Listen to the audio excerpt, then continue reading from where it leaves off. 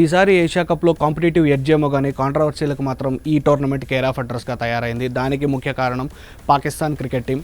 ఇండియాతో మ్యాచ్లో జరిగిన అవమానాన్ని తట్టుకోలేక యూఏఈపై మరింత డ్రామాని క్రియేట్ చేసి మొత్తానికి మళ్ళీ ఇండియా వర్సెస్ పాకిస్తాన్తోనే రెండోసారి ఇండియాతో ఆడబోతున్నారు ఈ ఆదివారం సెప్టెంబర్ 21వ తారీఖున. కానీ మొన్నటిదాకా యాండీ పైక్రాఫ్ట్ మ్యాచ్ రెఫరీ ఎవరైతే ఉన్నారో అతన్ని తొలగిస్తే కానీ మేము టోర్నమెంట్లో కంటిన్యూ అవ్వమని గగ్గోలు పెట్టిన పాకిస్తాన్ టీం మాత్రం ఇప్పుడు చాలా క్లిష్ట పరిస్థితుల్లో ఉంది. అసలు అది ఏం జరిగిందో ఒక లుక్ వేద్దాం రండి. పాకిస్తాన్ క్రికెట్ బోర్డుకి యాండీ పైక్రాఫ్ట్ పైన చాలా ఇష్యూస్ ఉన్నాయని ఐసీసీకి తెలియగానే ఐసీసీ పాకిస్తాన్ క్రికెట్ బోర్డు మెంబర్స్ని యాండీ పైక్రాఫ్ట్ని కూర్చోబెట్టి ఒక సంధి క్రియేట్ చేసే ప్రయత్నం చేసింది. దానికి పాకిస్తాన్ క్రికెట్ బోర్డు వాళ్ళు తమ సోషల్ మీడియా మేనేజర్ ఎవరైతే ఉన్నారో వాళ్ళతో ఐసీసీ పర్మిషన్ లేకుండా ఆ కాన్వర్సేషన్ని రికార్డ్ చేయడమే కాకుండా దాన్ని సోషల్ మీడియాలో సర్క్యులేట్ చేసి యాండీ పైక్రాఫ్ట్ పాకిస్తాన్ క్రికెట్ బోర్డుకి అండ్ పాకిస్తాన్కి సారీ చెప్పాడు అని చెప్పుకుంటూ ప్రచారం చేయడం జరిగింది. ఈ ప్రచారాన్ని ఐసీసీ ఇప్పుడు చాలా సీరియస్గా తీసుకుంటోంది. ఎందుకంటే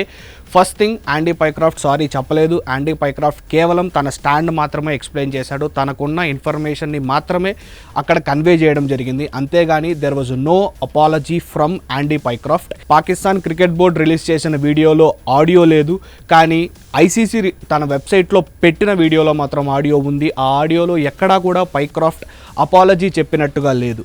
ఈ మ్యాటర్నే ఇప్పుడు ICC Pakistan and Pakistan cricket బోర్డుపై చాలా సీరియస్గా తీసుకుంటుంది, చాలా సీరియస్గా తీసుకోబోతోంది అనే వార్తలు ప్రచారం అవుతున్నాయి. ఎందుకంటే ఐసీసీ ఆల్రెడీ తమ వెబ్సైట్లో అఫీషియల్ ఇన్ఫర్మేషన్ని రిలీజ్ చేస్తూనే ఉంటుంది.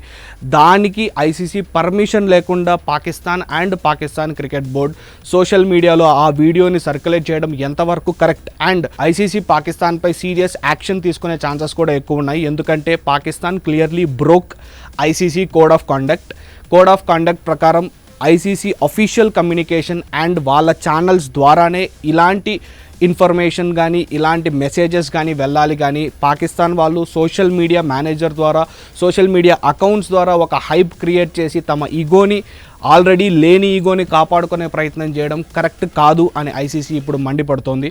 మరి ఏషియా కప్లో ఇప్పటిదాకా బాయ్కాట్ చేస్తాం అని విర్రవీగిన పాకిస్తాన్ ఇప్పుడు యాక్చువల్లీ ఏషియా కప్ నుంచి ఎలిమినేట్ అనడం కంటే కూడా ఏషియా కప్ నుంచి తొలగించబడే ఛాన్సెస్ లేకపోలేదు. ఇంతకీ సెప్టెంబర్ 21న ఇండియా పాకిస్తాన్ మ్యాచ్ జరుగుతుందా లేదా అనేది ఐసీసీ తీసుకునే నిర్ణయంపై ఆధారపడి ఉంటుంది. Let's wait and watch.